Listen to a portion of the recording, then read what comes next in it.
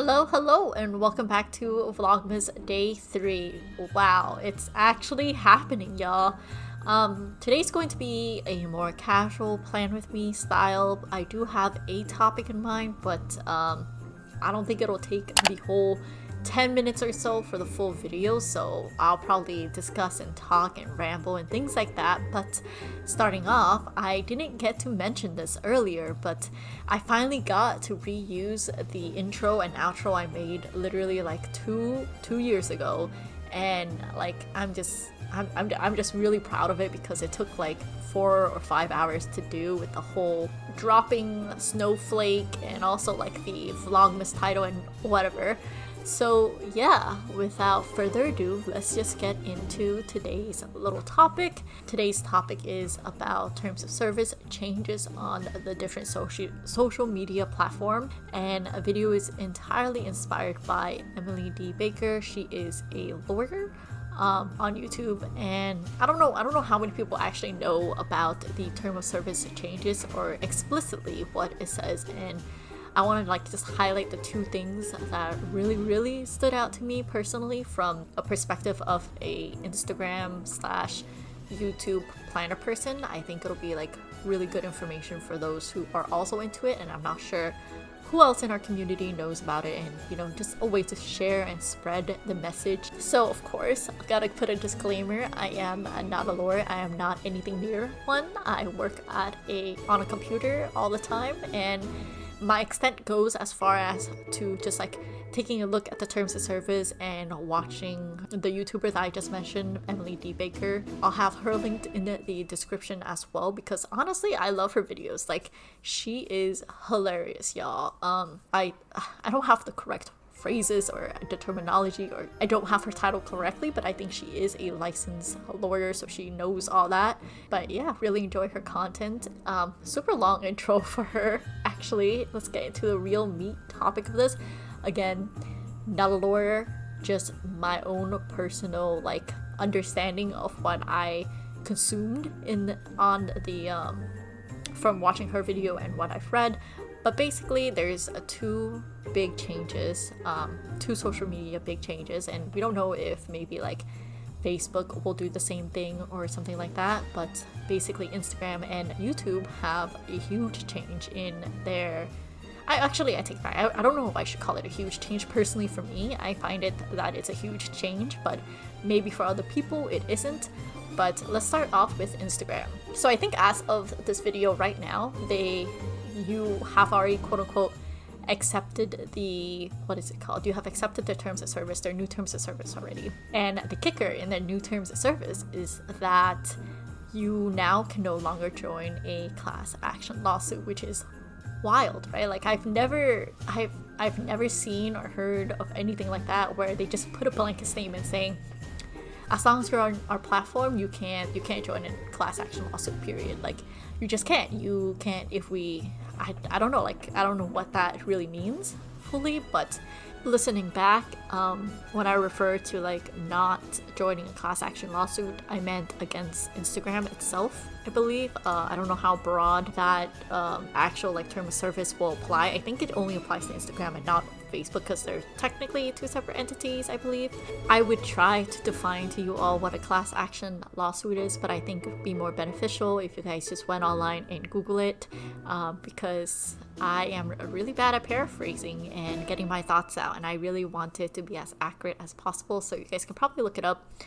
Some more well-known ones is the Equifax data breach one that was settled back, I think last year or something like that, where a bunch of people's information was leaked, and then that impacts people negatively because it is very personal information. And there was a settlement, there was a lawsuit, and the settlement was reached, and people got paid out for the settlement. So yeah, so I think, let me know down in the comment section, what do you think about that? I think that's like, I don't know if it'll hold up in court, because I know sometimes like in terms of service you hear like they can put like, oh, you're my slave, and then it won't hold up on court because like realistically who reads all of that. But I wonder, there has never been anything that challenges it, or has ever been challenged such a legal way. Like, we all know, like, straight up like saying like you'll be my slave is like not legal at all. But this is really broad, so I wonder how it'll affect the actual laws and whatnot, you know? But some people do say that because they did put a clause saying you can opt out within 30 days if you mail them your information, such as your social media handle, your username. Sorry, those are the same, but your username, social media handle, your name, your address, and all that good stuff, and then you will be opted out, which is wow to me. Within 30 days of opening an account, or within 30 days of in place, and I'll have that information in the description. Literally copy and pasted from Emily D. Baker, so definitely check her video out because she is a lot more knowledgeable than I am. But yeah, I also think that's like honestly, if you just joined, you probably wouldn't even know about this. I don't even know how many people know like the impact or like how big of a change this is. I think it's a pretty big change, to be completely honest. So, or not like a big change, but definitely something that's worth noting or worth knowing about. But can you imagine, so their terms of service just went into effect literally in December, and December has been known to be like the busiest time of the year for USPS. So I can't imagine how iffy receiving the snail mail could be. Like, personally, I was sending out mails for my customers, and already then, like, I like to keep an eye out on all the packages and make sure that the packages are going where they're supposed to go at a timely manner, so I can intervene before the customer gets back to me, because I really want to have like great customer service. But so I check it out, and packages are actually taking, like, actual packages that are tracked are taking, I want to say, like 3 to 5 days longer than they normally would. Definitely nothing on USPS. They are definitely swamped. It is Christmas time, and a lot of people are not seeing their family, so they are sending out gifts instead. So definitely a huge reason why. But yeah, I can't imagine how slow or like how iffy it'll be to like send out the mail, and you may not, and you don't even really know, like with snail mail, you don't even really know if they've received the notification of you requesting them not to be able to opt out of this clause in the terms of service. So of course, if you want to be on the safer side, you guys can always send out tracked mail, because they show when an item gets delivered, which is personally what I would do. So that was Instagram. On to YouTube, which I feel like is my main platform now, because I honestly suck at Instagram or just doing daily pictures. But for YouTube, there has actually been a lot of changes, and I'm not going to go into all of them. But the one thing that did stand out to me, and I think a lot of other YouTubers, especially commentary channels, have commented on this, is the fact that I think they changed the terms so that they basically say, like, whatever you put on YouTube, they are allowed to monetize. From my own understanding, it may not be 100% accurate, because again, not a lawyer, not good with the fancy terms, but from what I've gathered and from what I've heard, that is what is currently happening. And people are definitely like, yo, what the heck? Because if you're a small content creator and you haven't hit the milestone for it yet, I personally feel like it kind of really sucks, just because when you're smaller, you want people to be able to just click into your video and have a sense of who you are without the advertisement wall. I know for some people, advertisements are something that, like, it's just not something they like. I personally don't like advertisement. I'll tell you this straight up, like, especially if I'm checking out a new YouTuber, I don't like the advertisements. I sit through them, but it's not something that I specifically enjoy. I don't think anybody does. And I feel like that really puts another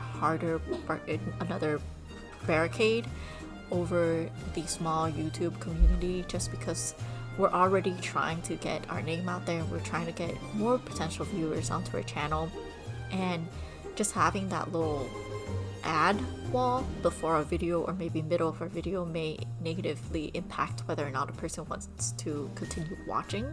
In my opinion, that's like completely my own personal standing and how I personally feel sometimes when I'm watching a YouTube video. Like, I generally watch all of my friends' video, just period. But when I'm looking for new content, when I'm just browsing, I get so annoyed when I get hit with a ad.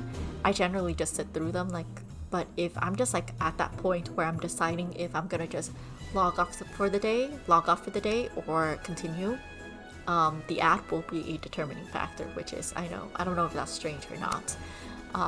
Funny enough, we used to be able to deal with like the 5-minute commercial breaks, right?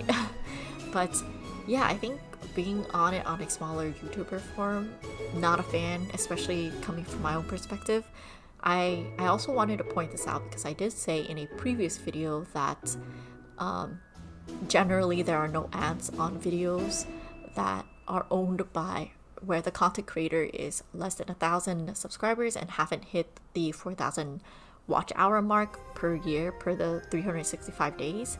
But I think that has now changed. I'm not 100% sure when it went into effect. I think it did already go into effect, but I'm not at 100% sure.